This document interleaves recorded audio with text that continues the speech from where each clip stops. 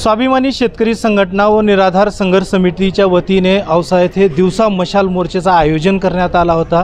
याचा नेतृत्व शेतकरी नेते रविकांत तुपकर यांनी केलं। तर राजू कसबे व राजेंद्र मोरे यांच्या मार्गदर्शनाखाली हे औसा येथे हा मशाल मोर्चा निघाला होता। आपल्यासोबत शेतकरी नेते रविकांत तुपकर जी आहेत त्यांच्यासोबत जाणून घेऊ कशासाठी याचं आंदोलन होतं आणि काय आपले मागण्या आहेत। सरकारनं शेतकरी शेतमजूर आणि निराधारांचं जगणं मान्य केलं पाहिजे। आम्ही काही जनावरं नाही आहोत, जनावरांपेक्षाही बेहतर जगणं आज आमच्या गावगाड्यातल्या लोकांचं सुरू आहे। शेतकरी आत्महत्याच्या उंबरठ्यावर उभा आहेत, निराधार आत्महत्याच्या उंबरठ्यावर आहेत, शेतमजूर अडचणीत आहे। अरे आम्ही काय घोडं मारलं तुमचं? आम्ही दिवस रात्र काबाड कष्ट करतो तरी आमच्याकडे लक्ष द्यायला यांना वेळ नाही। सोयाबीनला भाव नाही, कापसाला भाव नाही, कर्जमुक्ती द्यायला तयार नाही, विम्याची रक्कम अजूनपर्यंत मिळालेली नाही आहे। आम्ही करायचं काय? निराधारांना जो 1,500 रुपये महिना मिळतो हा पुरेसा नाही आहे, तेवढ्यात काय होणार आहे? सगळी महागाई वाढलेली आहे। 3,000 रुपये निराधारांना महिना मिळाला पाहिजे, त्याच्यामध्ये वाढ केली पाहिजे अशी आमची मागणी आहे। आणि शेतमजुरांना महामंडळ स्थापन करून त्यांच्या मुलांच्या आरोग्याचा शिक्षणाचा खर्च सरकारने उचलावा आणि त्यांचा विमाही सरकारनं काढावा, त्यांच्या सुरक्षेची आम्ही सरकारनं घ्यावी।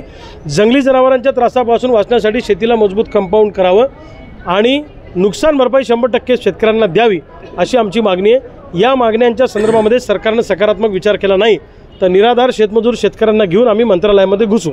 यानंतर विधानसभा आहे, निवडणुका तोंडावरच आलेल्या आहेत आणि सरकारनं लाडली बहीण योजना चालू केली, याच्या माध्यमातून काय महिलांना फायदा होईल का? इकडे शेतकरी भावाचा खिसा मारायचा सोयाबीन कापसामध्ये भावामध्ये आणि तिकडे 1,500 रुपये बहिणीला ओवाळणीत टाकायचे, म्हणजे लाखानं हाणायचं आणि 1,500 द्यायचं असं सरकारचं धोरण आहे।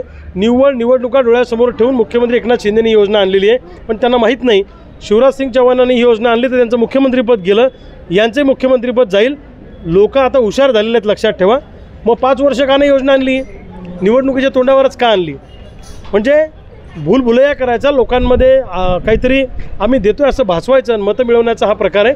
पण गावगाड्यातल्या आमच्या भगिनी हुशार आहेत, यांना भीक घालणार नाही। येणाऱ्या विधानसभेमध्ये काय भूमिका असणार आहे?